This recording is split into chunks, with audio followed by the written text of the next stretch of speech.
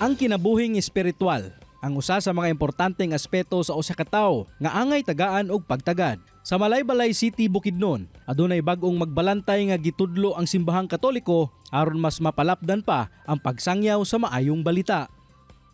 Mga kapuso, this morning sabay-sabay tang ila-ilahon karong buntaga ang 5th Bishop of the Sea sa Malaybalay City, Bukidnon, si Bishop Noel Pedregosa.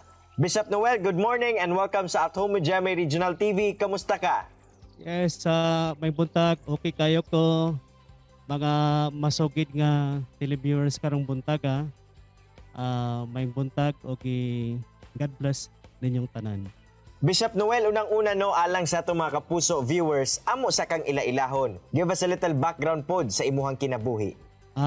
Ako, ang kompleto nga ngalan gyud si Noel Portal Pedregosa. Usa ka genuine Ilonggo, ang akong papagmama, gikan gid sa Iloilo, no. 39 ka tuig sa pagkapari ni atong milabay nga September 11, no. Okay, walo mi kabuk magsuon, ikaupat ko sa among pamilya. Sukad pagkabata pa lang ba nimo, imuha na bagayong gipangandoy nga mahimong usa ka pari? Marumdaman ako sa gagmay pa mi sa elementary pa, kanang magdula-dula gani ko ng baybahayan, no. Nga ako rin ang mag-act as pari, no. Gani kadumdum ko ang nakapa-extract nako kuya sa dihang that was May 26, 1976, tingali wala ka pa matao, no. Grade 5 ko ato. Naordinahan na akong second cousin sa pagkapari unya kay OMI man siya, Oblates of Mary Immaculate nga pari. Ang OMI na puti nga sotana tapos na ay kanang bakos nga itom plus na insert nga crucifix sa iyang hawak. So na-attract ko atong iyang sotana. Unsa ba ang anaa sa pagkapari nga milahutay mangyud ka ug gikinabuhi kini? Tungod kay naamang ko ko'y nakita nga kalipay diya sa pagkapari, no. Kay ang bukasan mismo sa pagkapari alang kanako usagid ka gasa.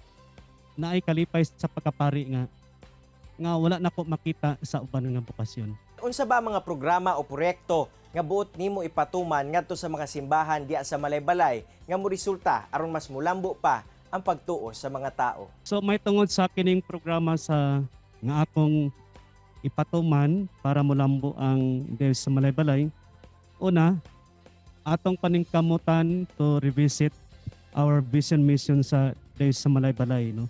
Kining panglantaw og mission sa Diyos sa Malaybalay pagpaligon ilabi na gid sa tulo ka haligi niini, no. Ang among acronym ng tulo ka haligi, liturgy, formation and social action. Liturgy, formation and social action. So may kag liturhiya kanang may tungod sa pagsimba, no. Formation kining mapadayonon nga pag-umol sa atong mga kaparian o kini ikatulong nga haligi, social action, mao ni ang atong gatawgon nga social engagement sa atong simbahan. Any message po alang sa publiko nga imuhang pag-aalagaran diya sa Malaybalay? Ako lang basahon ang akong hangyo sa katawan sa Diyos sa Malaybalay. Please continue to pray for us, your priests, bishops, for our Holy Father, Pope Francis, and especially for me, that the Holy Triune God may grant me the grace of care and nurture. Kining grasya sa pagka mapinanggaon o pagka maamumahon, no? May my shepherding will be a shepherding of listening, dialogue, love, gentle correction, and appreciation.